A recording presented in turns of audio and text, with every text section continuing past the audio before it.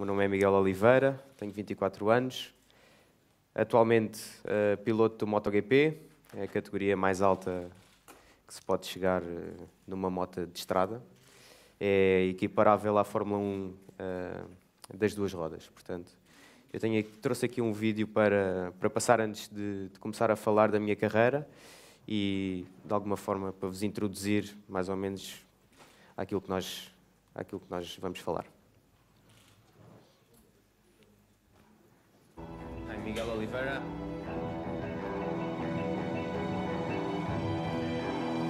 I'm riding for Red Bull KTM IO Motorsport. Aos 23 anos, Oliveira chega ao MotoGP depois de ter sido vice-campeão do mundo em Moto2 em 2018 e Moto3 em 2015. Miguel out of the track is quite a funny guy. You know, he's always joking. You never know if he's being serious or if he's kidding with you. On track, I think is the complete opposite of what he is off the track. You know, I feel like he's really, really focused. It's a really good guy. I learn a lot. He gives me some tips. Miguel outside of the circuit is a really fun guy.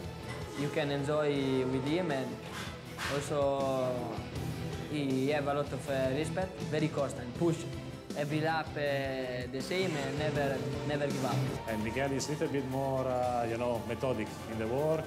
He's working a little bit a lot for make a focus in the bike, for development the bike. He's a lot of sensitive. We are ready for whatever the challenge is. Miguel torna-se o primeiro português a disputar o principal campeonato do mundo de motociclismo de velocidade. É um sonho tornado realidade. Obviamente que se me dissessem com 10 anos, quando eu sonhava chegar ao MotoGP, que iria correr contra o Rossi, desmaiava, se calhar, não é? Mas o que é facto é que a carreira é construída passo a passo e etapa a etapa vamos concretizando metas, objetivos e essa linha fica cada vez mais tenue entre aquilo que é o sonho e aquilo que poderá ser a realidade concretizada. Quando a Leia fez a primeira abordagem para escrevermos um livro sobre mim, eu ainda não estava no MotoGP, mas acreditava que ia lá chegar. E, portanto, nós começámos a escrever este livro sem ter chegado. E, portanto, só isso é o exemplo de que se nós acreditarmos, as coisas acontecem. O objetivo deste livro, e isso foi sempre claro entre mim e o Miguel, era que ele pudesse mostrar-vos como chegou aqui. Quero agradecer a todos vocês que continuam a dar ânimo e continuam a fazer parte também desta história, que está a ser bonita e continuará a ser muito mais. Paralelamente ao êxito na pista, Miguel Oliveira tem também um percurso como aluno dedicado. É engraçado. A questão da dentária também entra aqui um bocado pelo meio, fruto também do acordo que eu tinha com o meu pai, estudos primeiro e depois as motas.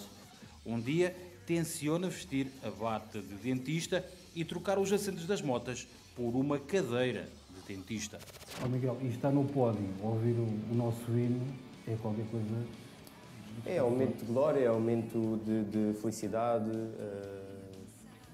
porque é no fundo, no final do dia, aquilo que eu também represento, estando no Campeonato do Mundo, não é? É uma nação, é um país e ouvir o hino, obviamente que é algo muito pessoal e que toca a todos os portugueses.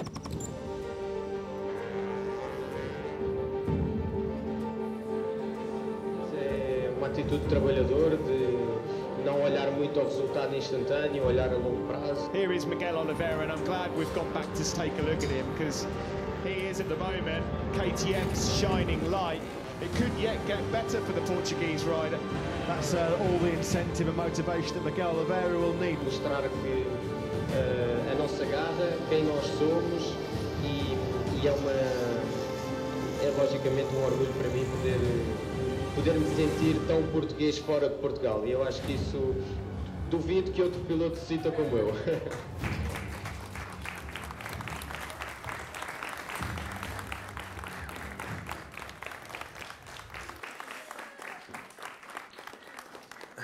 Bem, foi um vídeo que explicou muita coisa, obviamente que sintetizou um pouco da minha história atual e um pouco como este sonho começou. Isto das motas começou logo muito cedo, quando eu tinha 4 anos.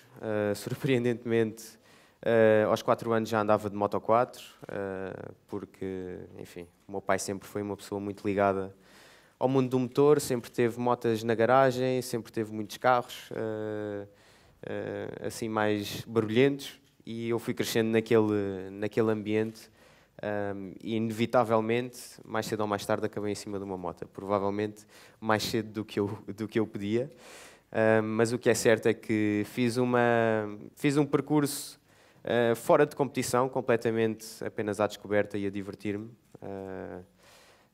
em cima da minha Moto 4, aos fins de semana, lá ia com o meu pai. E aos 8 anos fiz uma breve passagem pelas 4 rodas. Comecei nos karts. Os karts foi uma experiência de 1 ano. Eu fiz um troféu aqui muito perto, em Palmela, e esse troféu deu-me a ideia de que os karts tinham rodas a mais e que eu queria experimentar uma coisa realmente diferente. E no final do ano, até porque financeiramente era muito difícil para nós fazermos uma época de kart, que os karts são um bocadinho mais caros do que as motas, sobretudo a iniciação. E portanto, isso levou-nos a que ao final de 1 ano nós abandonássemos por completo a ideia de andar de kart e de competir. Depois aconteceu um episódio que, obviamente, mudou a minha vida. Foi o Natal de 2003. O meu pai e um amigo compraram uma motinha a meias e puseram na sala de jantar. E, portanto, quando acabou o jantar de Natal, eu fui até ao quarto e vi uma moto que tinha visto meses e meses e meses, que tinha andado a namorar num catálogo. E a moto estava ali à minha frente, em cima de uma palete de madeira. E a primeira coisa que o meu pai me disse nessa altura foi que eu, para poder andar naquela moto, para a moto sair daquela palete, eu tinha de continuar a ser um bom menino na escola, a portar-me bem, a não seguir as manias dos outros e a continuar a ter bons resultados. E eu acho que isso foi, logo aí nesse momento, uma das maiores aprendizagens que eu levei para o resto da vida, porque são raras as vezes em que nos é dado coisas, não é? Sem nós fazermos nada, sem nós as merecermos. E, portanto, eu logo aí entendi o trato que ele queria fazer comigo. Eu, para ter aquilo que eu queria, aquilo que me fazia sentir bem, eu tinha de ser um bom aluno na escola. Eu tinha de pagar de alguma forma, não é? Tinha de conquistar essa merecida moto. Eu tinha de a conquistar. E, portanto, como vocês imaginam, eu só andei de moto, efetivamente, quando tive boas notas na escola, quando continuei a mostrar os bons resultados. E assim nós fomos, sempre com um pouco sem objetivo, não é? Porque em Portugal não havia muita coisa, não é como as escolinhas de futebol ou como as escolas de atletismo, em que os pais podem lá deixar os filhos e há imensos treinadores e toda a gente sabe o que é que há de fazer. Mas nas motas não havia ninguém, portanto, havia alguns pilotos que já tinham feito alguns campeonatos do mundo, mas havia muito pouca informação daquilo que um miúdo com 9 anos podia fazer com uma moto. E, portanto, nós fomos à descoberta, e essa descoberta foi difícil, foi um caminho trilhado até ao êxito, até ao cumprir de um sonho, mas teve muitos percalços pelo caminho. Não foi um caminho em linha reta, como numa pista, teve muitas curvas, umas mais acentuadas do que outras, é verdade, com muito esforço financeiro, porque as motas não são um desporto muito acessível e nós tínhamos bem claro aquilo que nós queríamos fazer. E, portanto, eu quando, mais ou menos, eu sei que alguns de vocês têm 14 anos, mais ou menos dessa idade, comecei a perceber que eu podia levar o motociclismo a sério. E isso quer dizer o quê? Quer dizer que eu tinha de começar a seguir um plano de treino, tinha de começar a treinar fisicamente para poder aguentar a moto e, no fundo, tinha de começar a largar aquilo que até então tinha sido apenas uma diversão de pai e filho, aos fins de semana, e começar a levar aquelas coisas um pouco mais a sério. Portanto, ter de começar a fazer escolhas. E isso é uma mensagem que eu gostaria de vos passar. eu sinto que nunca sacrifiquei nada em prol das motas. Quando tinha de dizer que não às idas ao cinema, quando tinha de dizer não às festas de anos, quando não podia estar mais tempo com os amigos a jogar à bola, para mim isso nunca foi um sacrifício, porque eu tinha bem presente onde queria chegar. E quando se tem isso, acreditem que vocês não vão ter de fazer sacrifícios. Têm apenas de fazer escolhas. E foi isso que eu fiz. Em vez de começar a escolher mais a diversão, comecei a escolher mais o trabalho, comecei a escolher mais o treino e, obviamente, que eu fui percebendo que isso trazia os seus frutos. Apesar de ser desagradável, não é? Estar tanto tempo a correr, ou a suar, ou a fazer o que quer que seja, não é? A ter dores no corpo, percebi que isso trazia frutos, porque eu chegava às corridas, aguentava até ao fim da corrida com muita força, tinha muita energia e, portanto, percebi que aí havia alguma recompensa. E esta é realmente uma fase que eu recordo com muita alegria, obviamente, porque são as fases mais digamos, atribuladas, até porque nós não sabemos bem aquilo que sentimos na altura, que é aquela fase da adolescência, não é? A partir dos 13 anos até aos 16, 17. Eu passei por uma fase de transição, de ser um piloto, digamos, amador para um piloto profissional. E, portanto, com todas as tentações, não é, que eu tinha, sei lá, de sair com amigos, de estar mais tempo a brincar, tinha de fazer essa escolha de ir para o ginásio. Muitas vezes acordava às 6 da manhã para poder entrar no ginásio e depois estar na escola às 8. E foram assim muitos anos. Como vocês viram no vídeo, cheguei até à universidade, até ao curso de Medicina Dentária. Estou atualmente no 2º ano. Mas isto para vos dizer que se vocês tiverem algum desporto que atualmente pratiquem ou não, ou se eventualmente queiram seguir um ramo qualquer da vossa vida que vos tire muito tempo, é possível conciliar com os estudos.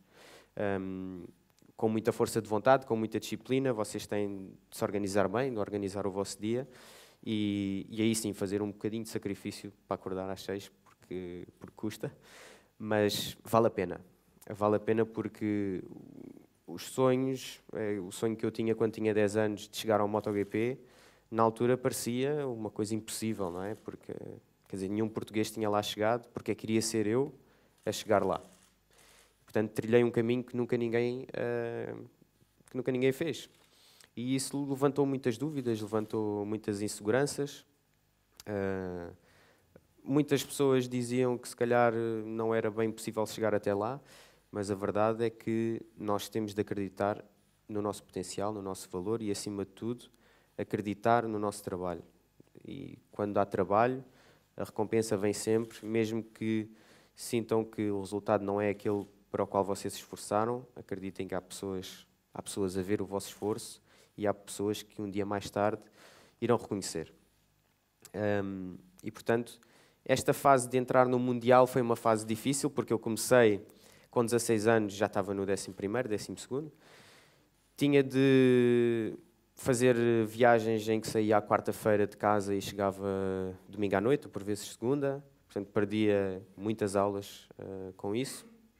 Mas tive sempre a ajuda dos professores, a cooperação de alguns colegas que me ajudavam e deixavam-me copiar os apontamentos, e isso obviamente que me ajudou bastante, mas eu tinha de investir esse tempo, não é?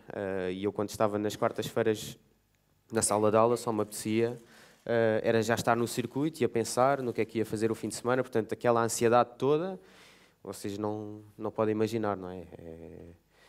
É inacreditável. Nós queremos estar concentrados na aula, mas a nossa cabeça já está noutro sítio. E, portanto, foi difícil acabar o 12º, foi difícil entrar na faculdade, mas é um percurso muito, muito bonito. Portanto, eu tenho muita pena, neste momento, ter de baixar imensa frequência que vou às aulas e que vou às aulas práticas, mas é uma transição muito bonita da vossa vida. Se calhar os vossos pais dizem-vos isto, mas vocês, pronto, não ligam nada. Mas eu espero que me deem ouvidos realmente, porque esta fase é das fases mais divertidas que vocês vão encontrar, porque depois vem um monte de responsabilidades e pronto, essas responsabilidades requerem muita dedicação. Portanto, o que eu vos digo agora é que vocês estão nesta fase pela qual eu também já passei, desfrutem de tudo o que tiverem para desfrutar, com afinco nos vossos estudos, porque se um rapaz conseguiu chegar à universidade e a fazer um campeonato do mundo, eu acho que vocês também, se dedicarem a tempo inteiro, conseguem tirar um curso que vocês querem. Algum aqui pratica desporto ou já tem exatamente a certeza daquilo que quer ser no futuro? Não? Como é que é? Diz-me. Eu quero ser campeão de futsal. Campeão de futsal. Boa. Boa. Sabes que o meu primo tem 10 anos e no outro dia confessou-me que queria jogar pela seleção de futebol e queria ter um Bugatti. Okay? Queria comprar um Bugatti. E é isto que eu também, pegando no exemplo dele e no teu, que por acaso é futsal, e ele também joga futsal, curiosamente, eu acho que é importante vocês se focarem não nas consequências que as coisas que os atletas têm, não é? Não é nos carros, não é no dinheiro, não é nas viagens, não é nas joias, mas sim o processo e o caminho para lá chegar, porque isso é que vos vai fazer ter todas essas consequências boas que vêm, não é? A fama e tudo isso. E, portanto, o meu primo está-se provavelmente a focar naquilo que... Ele tem 10 anos, obviamente, ainda é criança, é jovem, portanto não percebe. Mas muitos dos jovens que eu falo também têm essa ambição. Não, eu queria ser famosa, eu queria ter sei lá, queria ter isto, queria ter aquilo. Portanto, enumeram uma série de coisas materiais, mas vocês nunca vão lá chegar, nunca vão ter essas coisas materiais que tanto desejam, se não se focarem no processo. Eu, quando tinha 10 anos também, tive um ano em que caí imenso.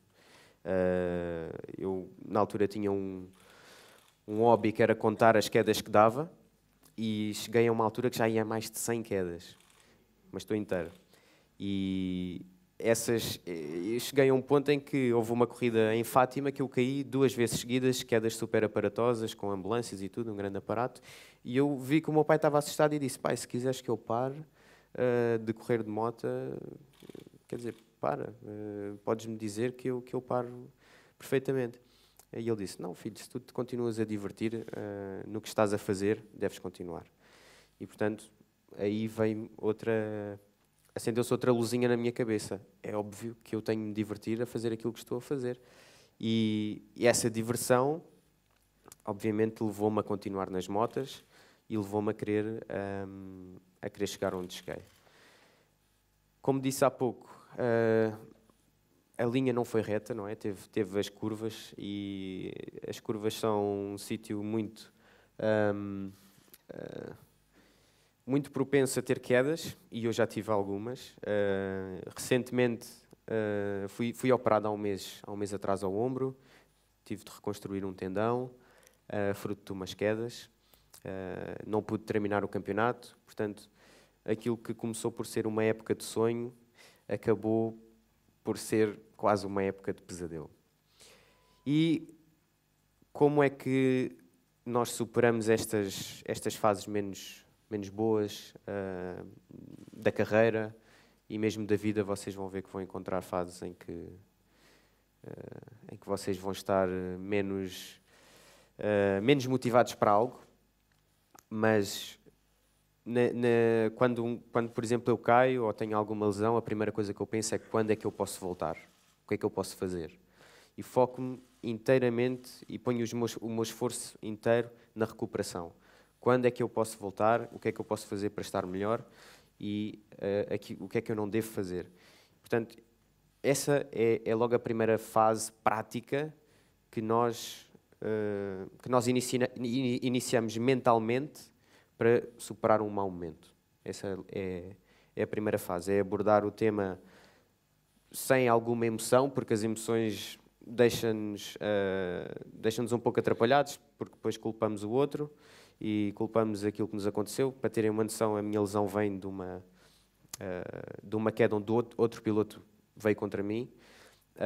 Portanto, se nós deixarmos que essas emoções dessa raiva, da frustração, mexam connosco, nós nunca vamos ter a capacidade inteira de conseguir desligar e focar no processo de recuperar. É impossível. Portanto, essa é a primeira coisa que nós fazemos.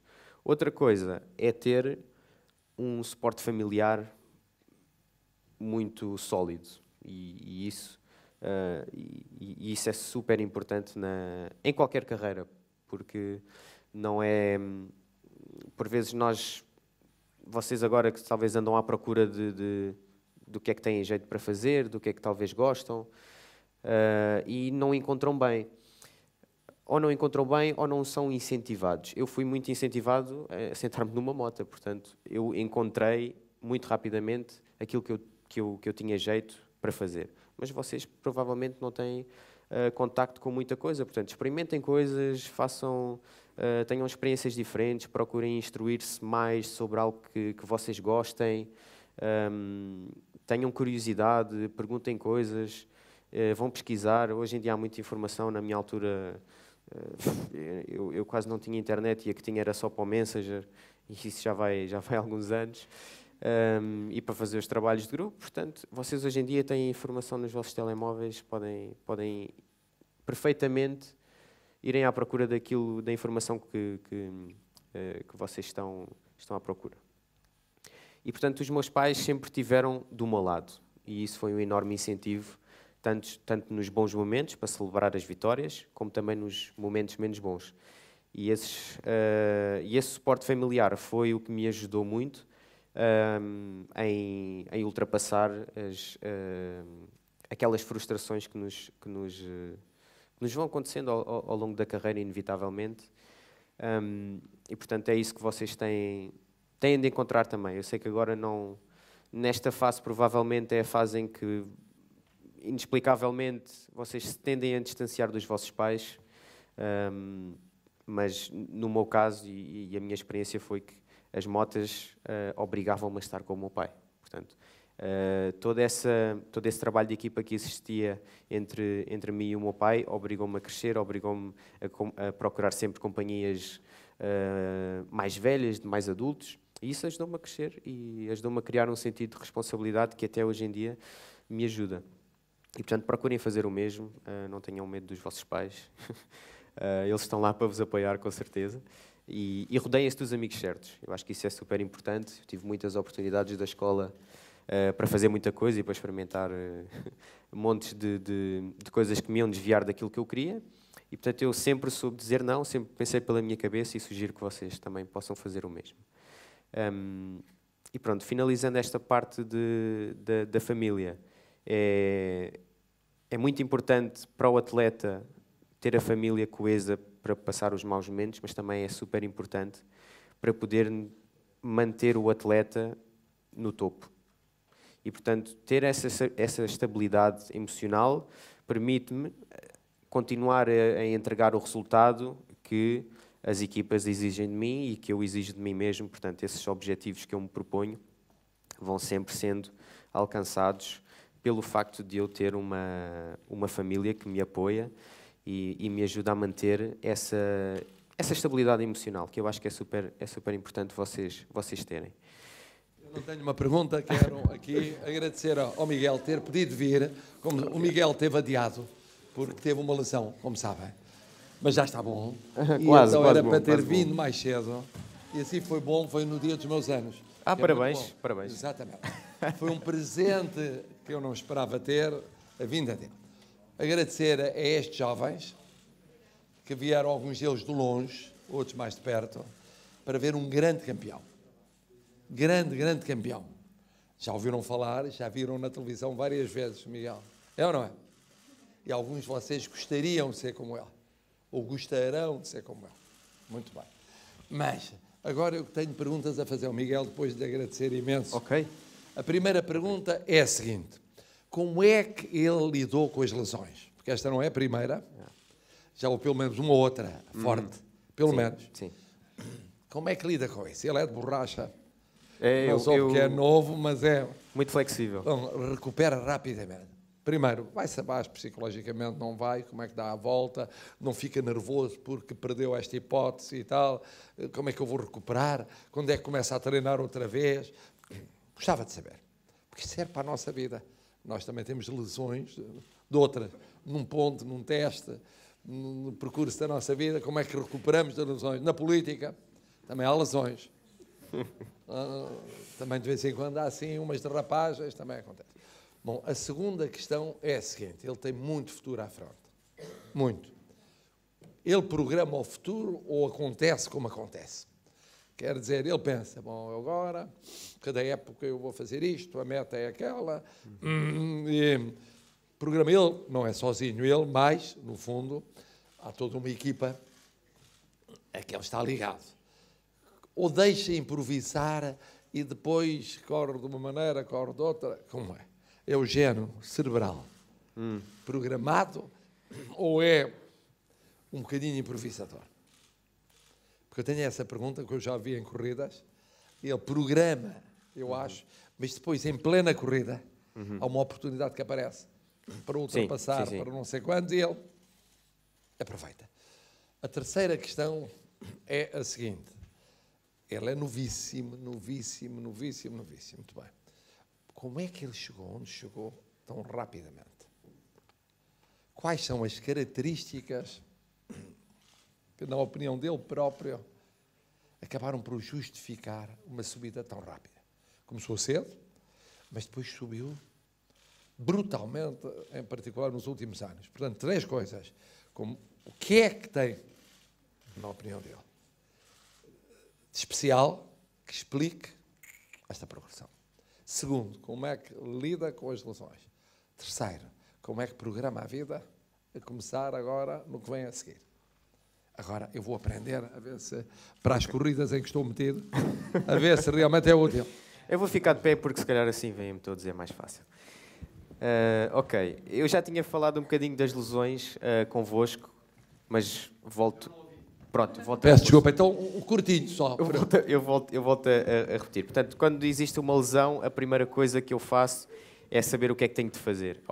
Óbvio que se tiver uma clavícula partida, que já me aconteceu, uma mão partida, portanto uma lesão mais traumática que precise de uma intervenção cirúrgica imediatamente, obviamente que o processo é bastante fácil, portanto é ser operado o mais rápido possível, perceber quantas semanas é que o médico nos dá, e, portanto, agarrar nas semanas que o médico nos dá e reduzir a metade. E, portanto, voltar o mais rápido possível. Isso é aquilo que eu faço. Já parti vários ossos e já tive de ser operado várias vezes. E o processo inicial é muito otimista, porque nós vemos uma solução ao fundo do túnel e, portanto, sabemos que aquilo vai acontecer e que, mais ou menos, confiando no médico, nós vamos ficar bons. O processo mais difícil é nós passarmos pelas dores,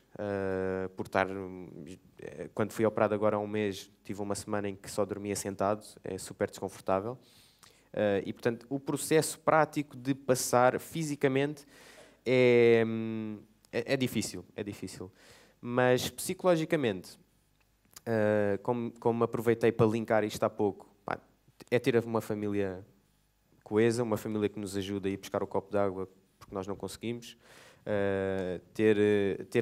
rodear-nos basicamente de otimismo e de pessoas positivas que nos ajudem a nós pormos aquele evento menos bom por trás das costas. E aproveitar também para dizer que eu tenho, na minha curta carreira fazendo as contas, sim, 14, 15 anos de carreira, tenho constatado algo muito engraçado que eu li, tive a oportunidade de ler há pouco tempo, que era a definição do fracasso. Não é? Não sei se vocês sabem ou se já se perguntaram o que é que significa fracasso. Alguém sabe? Não. Diz lá, o que é o fracasso para ti, por exemplo? Para ti. O que é fracassar para ti? Fracassar. Achas que diz.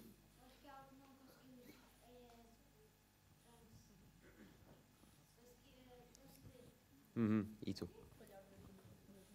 falhar nos nossos objetivos, mas os teus objetivos são diferentes dos meus objetivos. Portanto, nós estamos aqui a tentar encontrar uma definição que seja para todo mundo, que funcione para toda a gente. E eu li uma coisa muito gira, que é: o fracasso não é nada mais, nada menos do que uma oportunidade disfarçada. E eu li isto e, ok, não pensei muito. Não, diz. Uma oportunidade de recomeçar? Exatamente. É parecido com isso. E, portanto, eu tenho constatado que tudo aquilo que para mim eu vejo como um fracasso, uma frustração, um objetivo não cumprido, não é nada mais, nada menos do que uma oportunidade para eu crescer, enquanto pessoa, enquanto atleta, e isso ajudou-me imenso, porque a partir do momento em que nós abraçamos esta ideia de que não existe inteiramente o fracasso, mas existe sim uma oportunidade para nós melhorarmos, nós deixamos essas emoções de frustração, da raiva, da culpa, tudo isso para fora. E é a partir desse momento que nós percebemos e conseguimos ser muito mais analíticos àquilo que nós falhamos. E, por vezes, trazer a culpa e a responsabilidade daquilo que aconteceu para nós mesmos, mesmo que isso não tenha sido o caso inteiramente. E, portanto, é isso que eu faço quando tenho uma queda, quando tenho um incidente com outro piloto. Penso sempre o que é que eu poderia ter feito de diferente para poder evitar aquela situação, para quando acontecer mais à frente, eu estar 100% preparado. Uma das coisas que o Presidente perguntou era se eu antecipava muito aquilo que acontecia. Antecipo imenso aquilo que vai acontecer sábado à noite. Domingo é corrida, sábado à noite eu sento-me na minha cama, no meu caminhão, no circuito, e começo a visualizar a partida, começo a visualizar o que é que vou fazer de diferente naquela curva, que energia é que eu vou precisar para fazer aquilo que eu estou a pensar e, portanto, antecipar todos esses passos na minha cabeça para quando acontecer. Não é a realidade, mas eu já passei por aquilo mais vezes. E, portanto, imagino todos os cenários, sobretudo nas primeiras curvas, que é onde nós temos 3, 4 motas ao nosso lado. E, portanto, eu tento idealizar o que é que vai acontecer, ou o que é que poderia acontecer.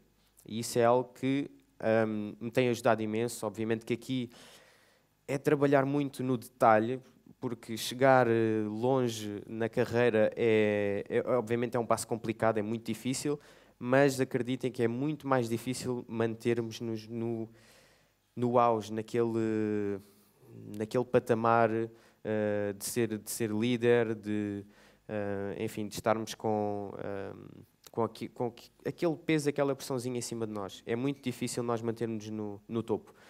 E é aí no topo que se trabalha todo esse detalhe dessas visualizações, de ir buscar aquela afinação mais aprofundada da moto, para nós podermos antecipar aquilo que vai acontecer.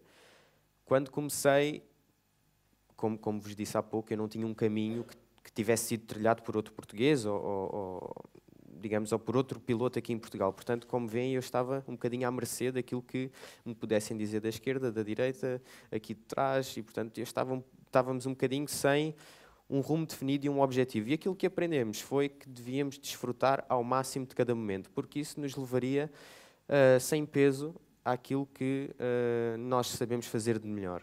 E, portanto, como vocês também já tiveram as vossas falhas nos testes e nos exames, quantas vezes vocês dizem para vocês mesmos que sabiam aquilo, mas que talvez por estarem um bocadinho nervosos não conseguiram dizer ou não conseguiam escrever? Calculo que imensas, porque a mim aconteceu-me. E, portanto, tudo aquilo que nos possa atrapalhar emocionalmente, aquele nervosismo, todas essas emoções, nós temos de as deixar em casa, de ir preparados, trabalhar e fazer o que sabemos fazer de melhor. Nas motas não é diferente. Eu, quando vou para a prova, tenho, por vezes, mais de 100 mil pessoas a ver nos circuitos, mais uns quantos portugueses aqui em casa a ver, mas vou completamente sereno, porque sei que fiz o meu trabalho, sei que estar nervoso só me vai prejudicar, vai-me fazer ter as decisões, por vezes, menos certas, em alguns momentos, e, portanto, eu tento planear o meu futuro sempre em base daquilo, um pouco do sentimento, do momento, mas também qual é a direção que eu quero tomar na minha carreira. Portanto, neste momento eu quero ser campeão do mundo de MotoGP, este ano foi o meu ano de estreia, e, portanto, neste momento eu coloque-me um prazo de 2, 3 anos para o concretizar. E, portanto, esse para mim é, digamos, o meu objetivo a 3 anos. E eu, neste momento, tenho de dar tudo aquilo que eu tenho, colocar todas as minhas ferramentas em prática e pôr as mãos à obra para poder seguir para o meu objetivo.